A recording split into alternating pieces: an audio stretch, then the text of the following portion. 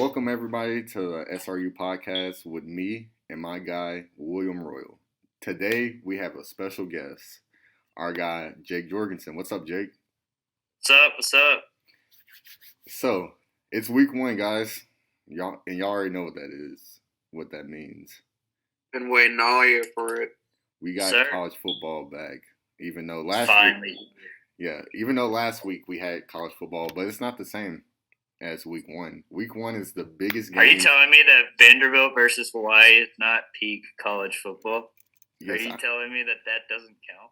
Yes, I am telling you that, Jake, because we need to see the Georgias, Alabamas, Ohio States, Arkansas. I had to throw my team in there.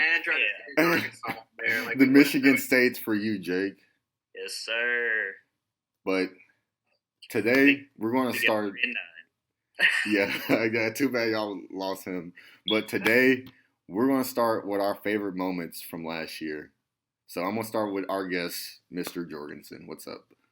Well, not to be a homer, but beating Michigan in that game and watching K9 go off for, I believe, what was 4 touchdowns, just his defining moment and saying, I'm the best college running back right now. Yeah.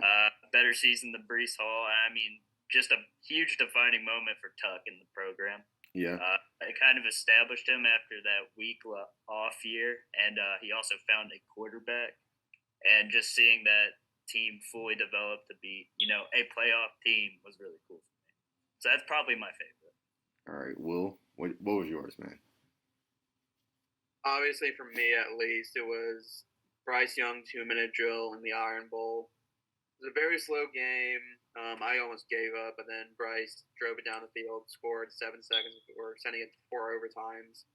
John Mackey catching the touchdown, wish him the best recovery, and that basically clinched the Heisman.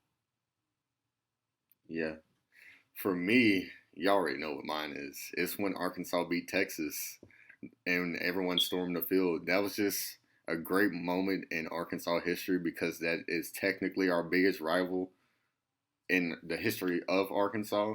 So seeing that rivalry renewed was definitely my favorite moment from last year. So now is the time where we all been waiting for.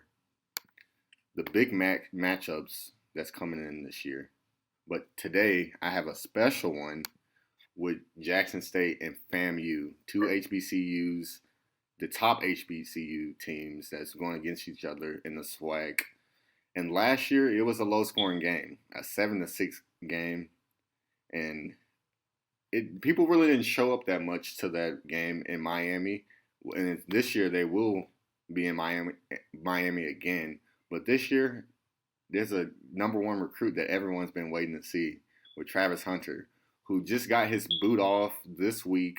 So I can see him playing limited amount of time this week. But Will, you have something on FAMU that it's been all in the news for the past few weeks or past week. What is it, man? Yeah, so they did play week 0 against North Carolina, but before the game, they only had 27 players that weren't registered. 7 O-linemen in general. That doesn't seem like enough, but they were able to pull it off. And I know they lost, but still, the fact they still traveled to Chapel Hill with that few players shows the effort. Yeah, and it was a pretty close game also at the beginning, but then North Carolina kind of pulled off. Hey, Jake, you have anything to say about Jackson State FAMU? Yeah. I think it's gonna be a slaughter. You think so? but just talking about the North Carolina game and the fact that they traveled, I think this is big for historical black colleges in general. The fact that the whole recruiting is now going the way, you can argue it's Deion Sanders, but I think a lot of these historical black colleges are pulling on these NFL-legend coaches to really reel in some players and bring it back, the historical, back in the day, the historical games that these colleges played, that was peak football, right? Yeah. Back in the day, and it's really exciting to see it sort of make a comeback. Really, people actually getting fired up for these games. And, it is sort of on the back of Deion Sanders, but now it's gaining traction everywhere. And I think it's going to be really cool. Yeah. As for score, I think Jackson State's going to slaughter. Yeah. Honestly, last year it was technically it was Deion's second year, but he started in the spring, so it really doesn't count that much. Right. But in the record books it will.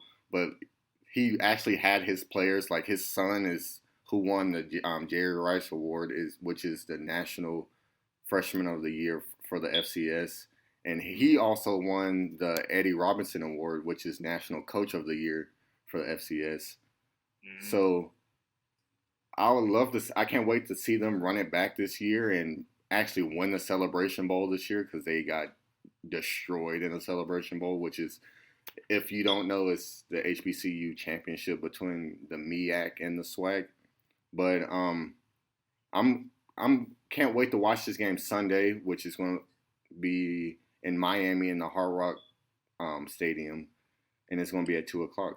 So the next game we have, Will, you can start off with that one. Yeah. Before I do, I'm just going to say Jackson State's going to win. Yeah. I don't think I made that clear enough. Yeah. The next game is the local game, at least for the three of us, and that is Memphis at Mississippi State. Last year, the Bulldogs came to Liberty Bowl and took a surprise and lost. This year, Memphis, they kind of are the same team. Seth Hannigan coming back from being, an AP quarterback along with C.J. Stroud last year. Honestly, this game is close. I know Mississippi State's, I think, a 16-point favorite. I could be wrong. 16.5. 16.5, yeah. I think that honestly, this is just me. I think Mississippi State's barely going to come out on top of Memphis. It's hard, man, because, the team is very much the same, but, losing key pieces like Austin. I know they still have Coxie, and I think I'm expecting a big year from Coxie. If y'all don't know, that's a Memphis wide receiver. Yeah. Who I project to be the wide receiver one for the Tigers this year. I'm very excited for him to see what he can do, but it just seems like every year Memphis has been kind of losing the talent they have. And maybe they found some more. You never know. Because the big thing for Memphis is they have just really been able to funnel the talent from Memphis. I know, compared to, Florida, Georgia, and even, Nashville, there's not as much football talent usually, but being able to grab the number one, players from your area and funnel them into your school because maybe they're overlooked is huge. So you never know. I also don't think it'll be 16.5, but I would say Mississippi State probably pulls it out 2 scores, 10. Hey, and we also get to see one of our ex-centers from back in high school, Jacob Likes. I saw he was on one of the award watch lists, so I would love for him to win that and have a good year this year and actually be one of those guys on the draft boards next year. I'm pretty sure. Yeah, I think it was the Remington was the award. He's, it was the Remington. Yes, but yeah, we're for this one, I would love to pick Memphis, but I feel like Mike Leach needs this game, the fall in his favor, so he won't be in the hot seat and get fired mid-year. So yeah, I'm gonna pick Mississippi State also for this one. So next, we already know who we have. We have my team, the Arkansas Razorbacks, play against Cincinnati, which is Arkansas is number 19 and Cincinnati is number 23. So Arkansas has had some a little injury problem in the past few weeks. Jaden Hazelwood, who's a transfer from Oklahoma, he just got out of his green shirt, which, if some people don't know, that is a medical shirt, so you won't just practice hard and get hit in pads. You're just doing drills, basically. So we will have him this year. We have a lot of transfers that will help us this year, and we had a few people transfer out, but I don't think those transfers are going to hurt us that much. And you already know who I'm picking for this game. I'm picking Arkansas, even though Cincinnati did come from the playoffs last year, which they got smacked by Will's team in Alabama. But they lost. I'm pretty sure 9 people got drafted from Cincinnati last year, so that's a big loss for them. Will, how do you feel? Your ex-opponent with the Cincinnati. This is a different Cincinnati team than the one last year because they don't have Desmond Ritter. They don't have Jerome Ford. They don't have Alec Pierce. They don't have Kobe Bryant or Sauce Gardner. So I think this is going to be the statement Arkansas wants to make to open the season. 19 is good. I think they are going to take this win and elevate themselves. Cincinnati, I think it's going to be their 1 week in the AP Top 25.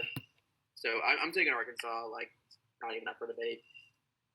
Jake, have you been paying attention to the Arkansas game? I also think it's going to be Arkansas. I do like Cincinnati. I do think they actually kept a lot of their key pieces on defense, but losing Sauce, Mr. Gardner, that really hurts. And obviously losing Desmond Ritter and Alec Pierce just really cripples their offense, in my opinion. And I really don't know how, without those super key pieces, how they're going to be keeping up with an SEC defense. I know they've brought in some recruits, but I just don't think they have the firepower to compete with one of the tougher SEC schools this year. So I will take Arkansas. Yeah, and also Cincinnati, they still haven't even named a quarterback, so that's going to be a game time decision. Yeah. So maybe they'll run out one of those infamous 2 quarterback systems because it works so well for everyone who does it. Yeah, hey, Michigan, at least they run in with one quarterback one game and another quarterback next game. Yeah, that's true. That's different. I get that if you really have no idea, you want to see in game time. Yeah. You got a couple of, not free games, but I'd say a couple of good games to test out who would win there. Yeah. So I get it. So next we have Will's old team, Oregon versus number 3 Georgia, which is Oregon's number 11, and Atlanta. How do we feel about that game, guys? This is the defending champions taking in basically their backyard because Atlanta's an hour and a half, 2 hours outside of Athens. So Georgia fans are going to show up and they're going to be loud. They don't have the same defense. They don't have their defensive coordinator who's going to be on the opposite side of the field. But I still think Georgia's going to win. I don't want to say it's going to be super close, but I'm not going to say it's going to be a blowout. I'm going to say maybe a 10 to 14 point victory for the Bulldogs. Jake? I got Georgia by 17.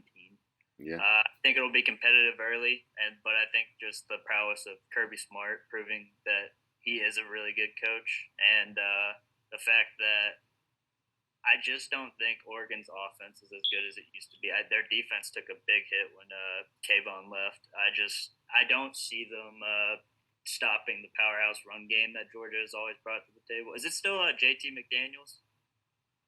Is still their quarterback? It's Stetson Bennett. JT Daniels is playing right now. Yeah. Yeah.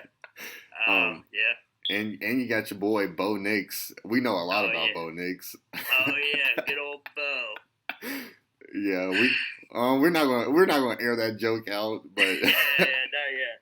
But yeah, we know a lot about Bo Nix. We know too much about Bo Nix. Yeah, I'm going to also go with Georgia, but I love to see what uniforms Oregon's going to bring out because, most people watch Oregon for their uniforms, but they always have a good program. The drip is coming, man. Yeah. So, I'm going to take Georgia on this just because even though Noah Sewell is on the other side for Oregon, Stetson Bennett is a solid quarterback. I wouldn't say he's a great quarterback, but he's a solid quarterback. He led them to a national championship, even though he did have a great, maybe all-time defense on the other side of him. But, yeah, I'm definitely going with Georgia just because it's basically a home game, and Oregon just got a new coach. They had a lot of people transfer. So, yeah, I'm definitely going Georgia. So, next we have Utah, number 7, versus Florida. How do you feel about this game, Jake?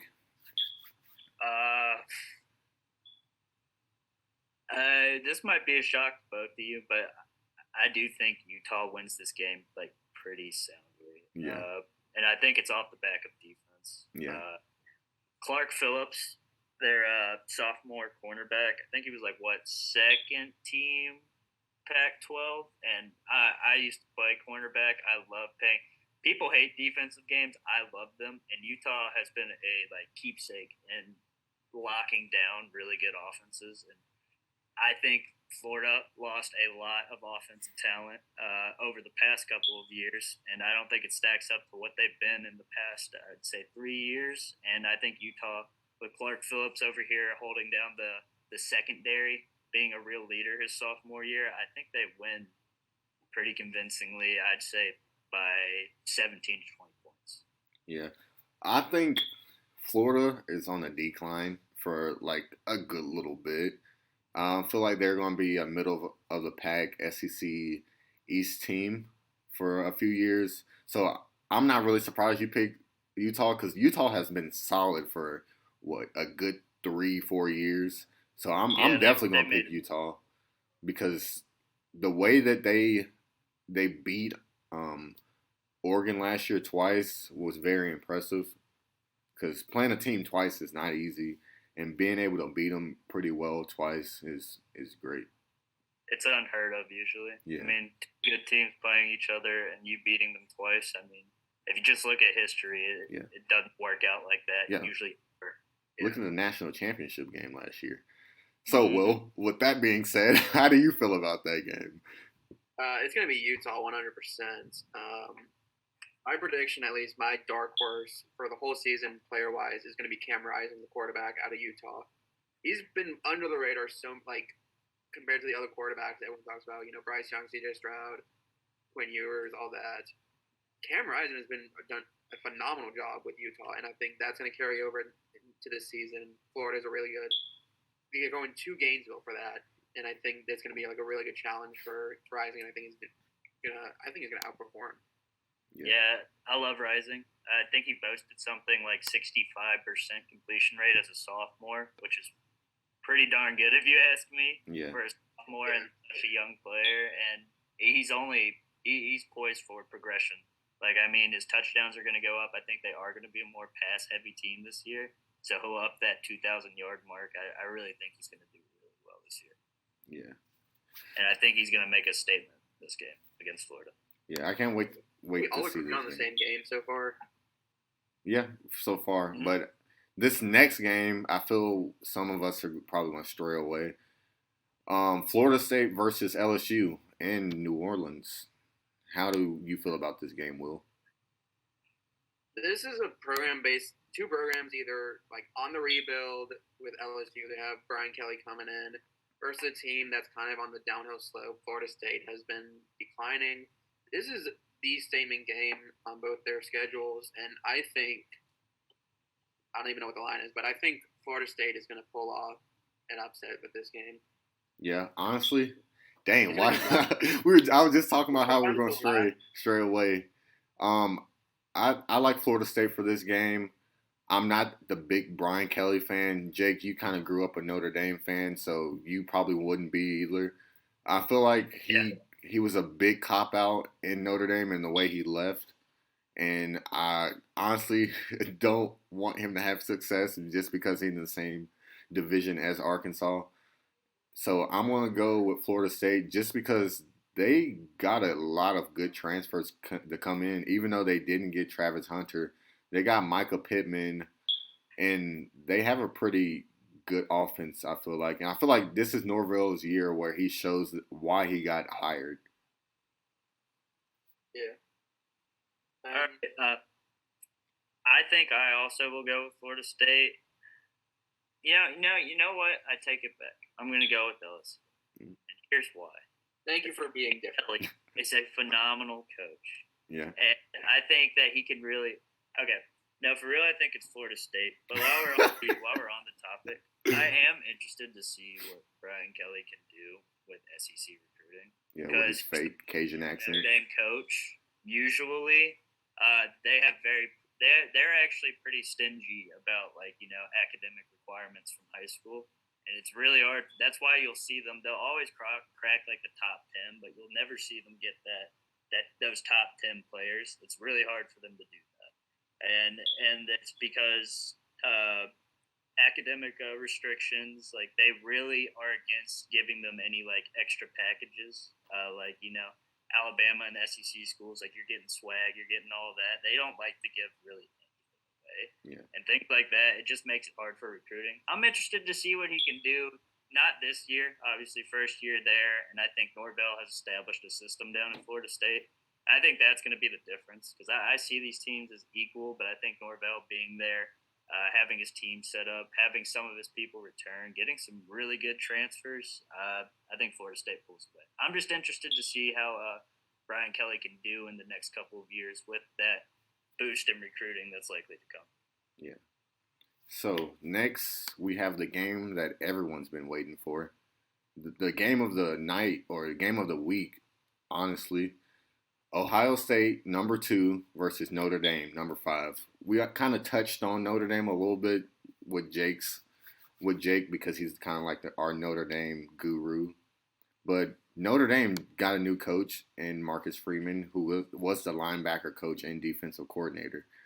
I like this hire just because you're keeping it in-house. He knows the culture. He knows how to recruit to Notre Dame. But it's Ohio State, and honestly, we're going to get to this later. I feel like Ohio State might win the national championship this year. But I'm going to let Will take it from here. I'm assuming you're going to pick Ohio State before I go off. Yeah, I think this one's kind of the obvious pick. I know, but if you look back in their history, it is basically Ohio State just dominating Notre Dame the last 3 meetings, I think is what it was. And this one's going to be no different. C.J. Stroud and Jackson Smith-Njigba is the best 1-2 punch you can have in college football, in my opinion. And I think that this one it's inevitable, Ohio State. Yeah. Jake, I know you have a little fan on the Ohio State side because you got a little Colts hat on right now. You got an ex-Colts son on Ohio State. How do you feel about this game? I hate Ohio State. Whenever it goes there, I don't like them. Not only have I just not liked them from a standpoint of obnoxious fans, but I'm a Michigan State fan now, and I have to hate them. But that being said, I think this game's a lot closer than people are going to give it credit for. Everyone loves to give Notre Dame a lot of crap. I mean, and rightfully so. There have definitely been years where they were just ranked way too high just because of legacy, right? Yeah. However, we touched on it earlier. I really like this Marcus Freeman promotion, so to say. I think he really gets the players fired up. He's a good young coach. I think he's brought in a boost to recruiting. I think people like him a lot more. And also, I don't think he's going to ruin every quarterback at Notre Dame like Brian Kelly did, the kind of quarterback killer. I also look for him to improve upon his connection with Michael Meyer, the 5-star tight end, probably going to be first or second round pick in the draft this year. But at the end of the day, like Will said, C.J. Stroud, that Ohio State defense, which is always keen, I don't see the Irish getting past this. I think it's a 2-score game in Ohio State's favor. And we also have a brother's boy in Ohio State. If Ohio State could actually blows them out, we might actually see him play.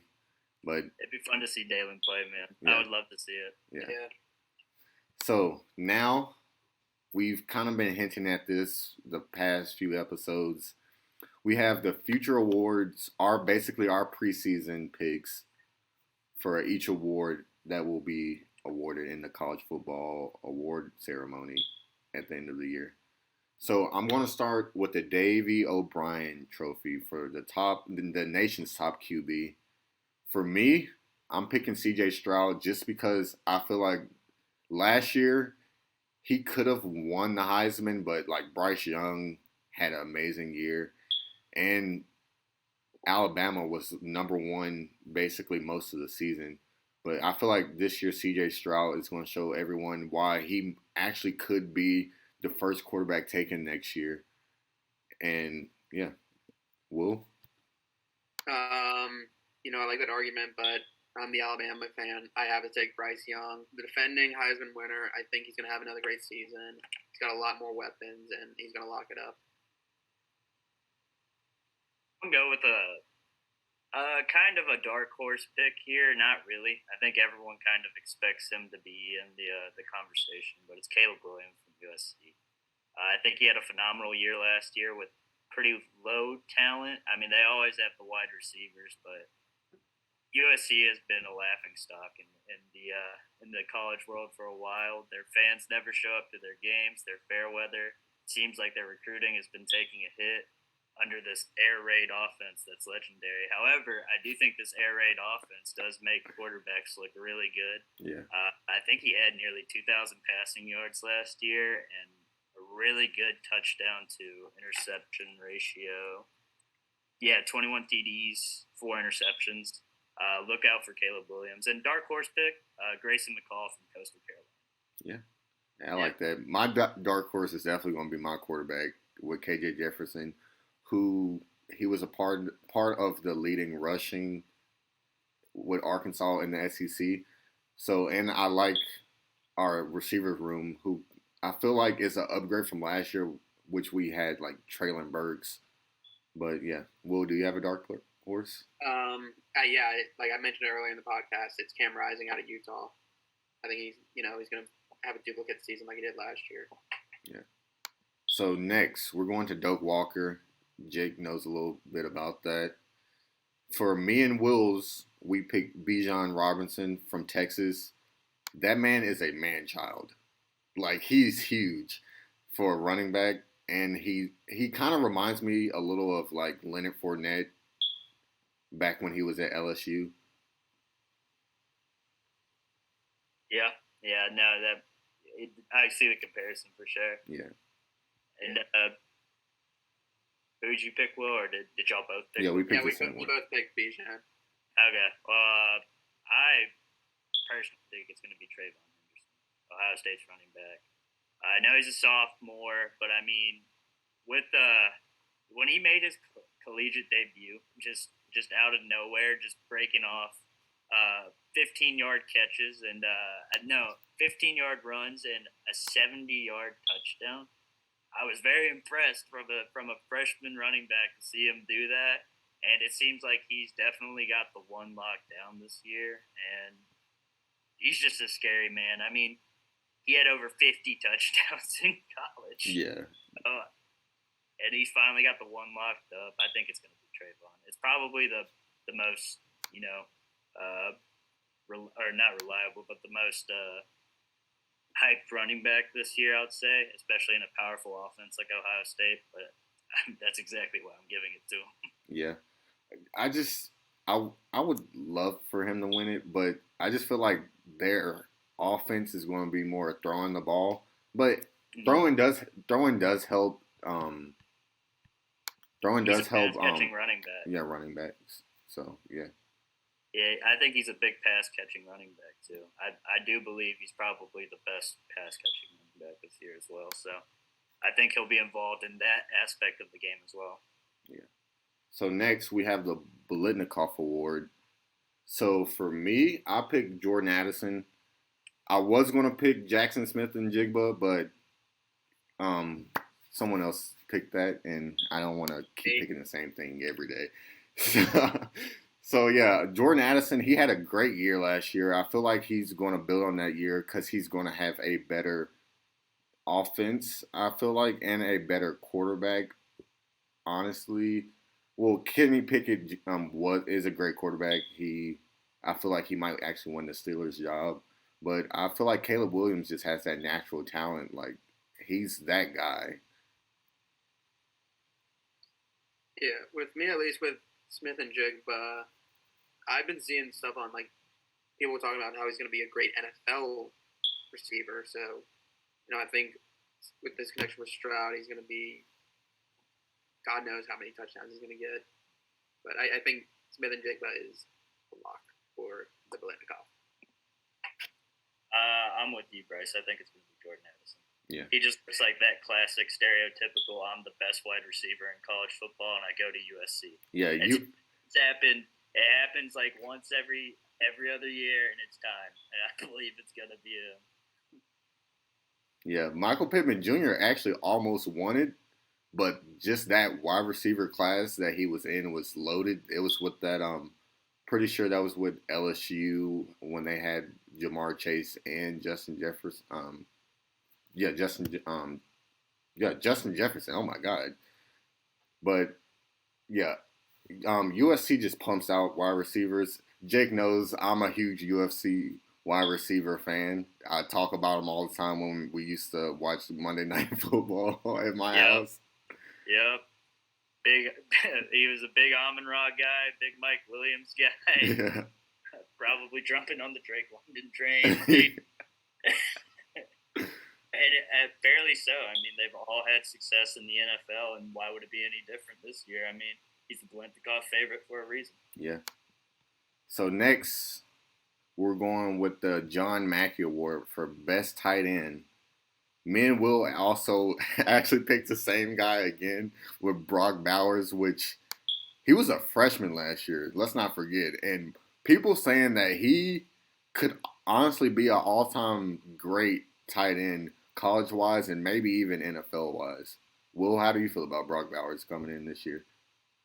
Yeah, I saw him in Atlanta last year in the SC Championship, and he just torched Alabama secondary.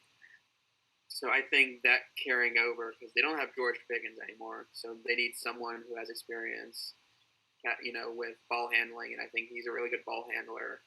And he has that, honestly, you could, make out to be him, Gronk. He has that physicality, the upper body strength that Gronk had when he was at Arizona in his first few years with the Patriots.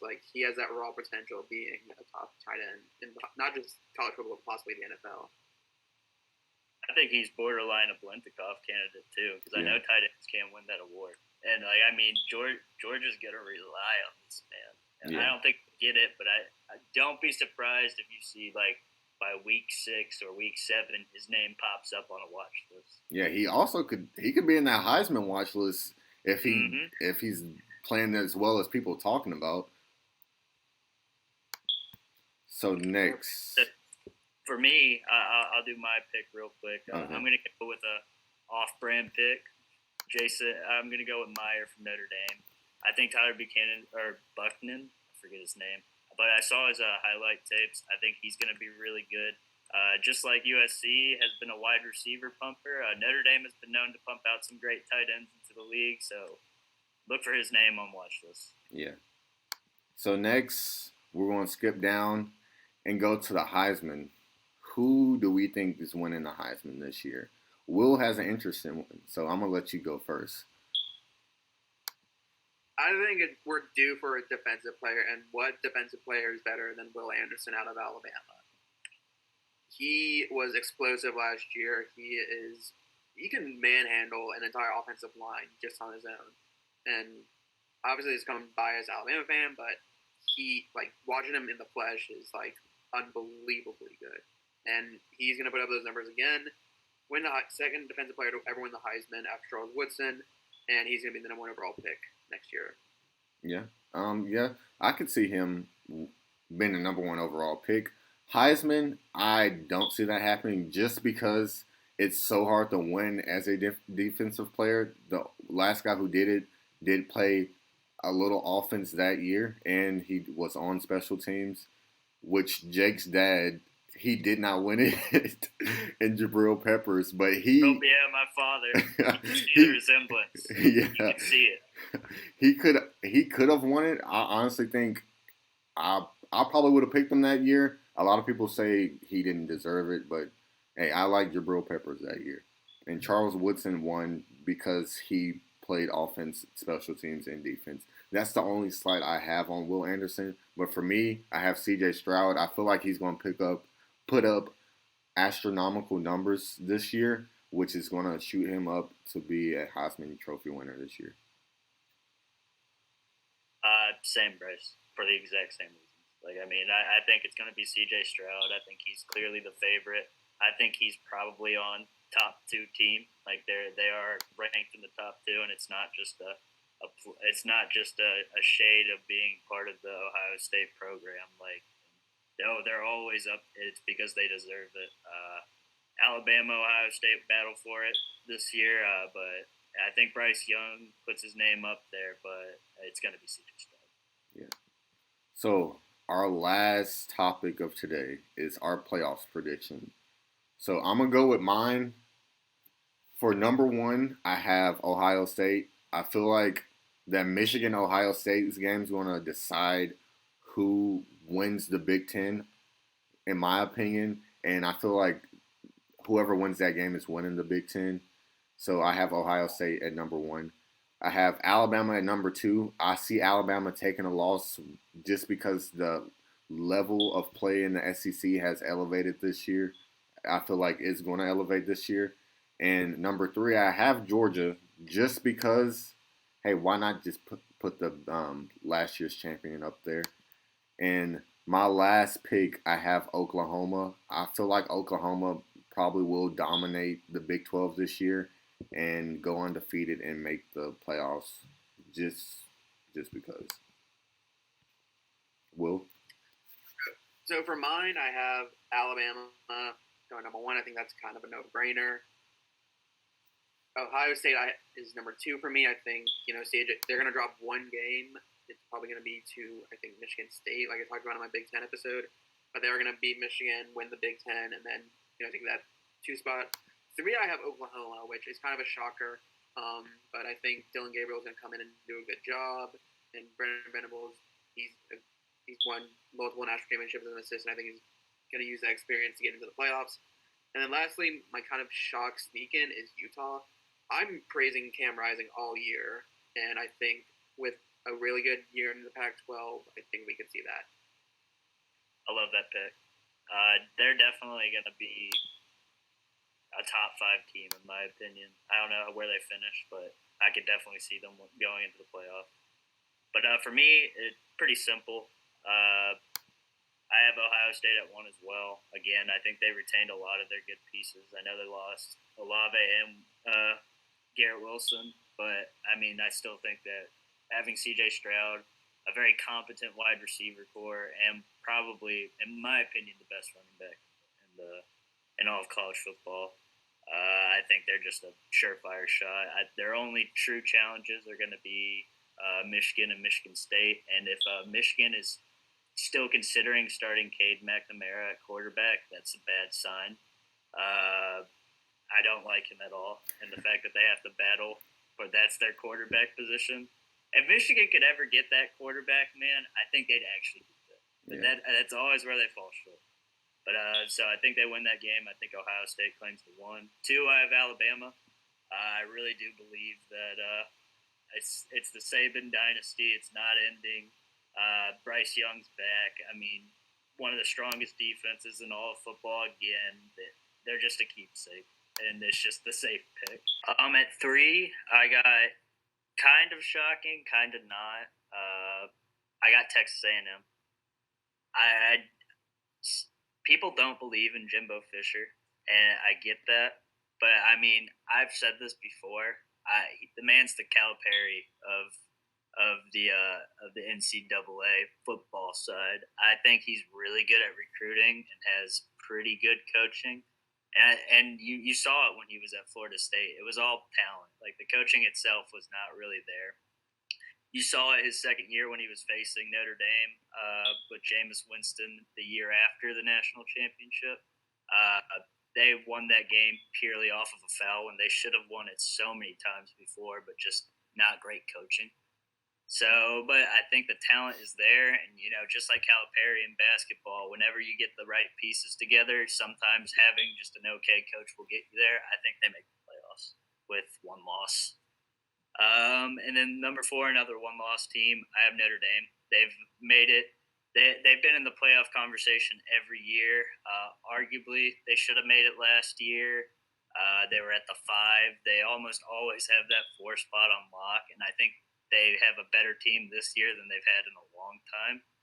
By long time, I mean 2 years ago, because I think that defense was arguably one of the best in college football. But I do think that they have a lot of talent this year, and I think they've only improved. So I could see them making the 4 spot and getting destroyed by Ohio State or Alabama, whoever's number 1.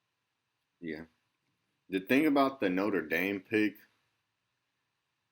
I don't really trust them because, well, it's not them as a team. It's more of their schedule because they love doing their traditional like rivalry games. But since they still kind of have like an ACC schedule, it kind of helps out a little bit. But I feel like a one-loss Notre Dame is hard to put in there. Yeah, I agree, but I just think there's so many good teams around the league, or around college football this year. I do think they sneak in just on other teams losing through upsets and stuff, because I think there are in the Big Ten, the SEC especially. I think there are going to be a lot of dark horse wins this year, and I think they find a way to sneak up. Yeah, and Texas A&M I know Jimbo Fisher is not a good coach. He's a good recruiter. But in the SEC, it's proven that you have to have good coaching to win in the SEC. And I see them losing probably maybe 3-4 games just because everyone has talent in the SEC except for Vanderbilt. What do you mean?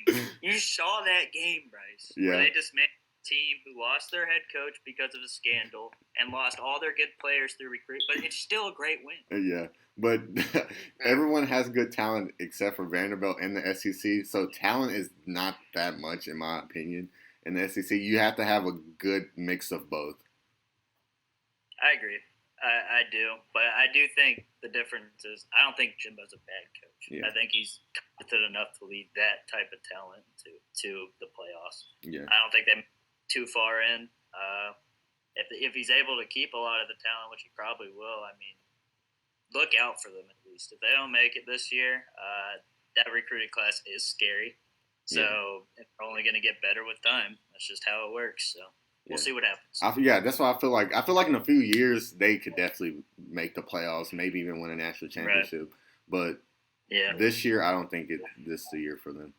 Will? I got you. Yeah, I think A&M is going to drop some games and going to be out of the playoff talk by first week of November. Yeah. That's fair. They're my dark horse team in there. Yeah, but for Will, your Utah pick.